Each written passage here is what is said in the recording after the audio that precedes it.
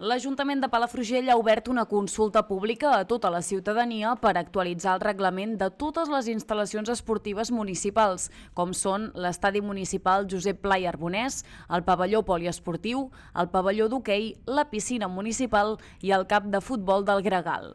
Els objectius principals de la nova normativa se centren a regular l'accés i l'ús de les instal·lacions esportives municipals, establint un marc clar que promogui la convivència i el bon ús dels espais mitjançant un règim disciplinari que sigui adequat. També es vol garantir el benestar dels usuaris, fomentant la seguretat i la igualtat, així com també prevenir qualsevol forma de discriminació, especialment per raó de gènere, i reduir les desigualtats en l'accés als serveis esportius. Per tal de recollir l'opinió de la ciutadania, s'ha obert un procés participatiu que estarà actiu fins al 10 d'octubre.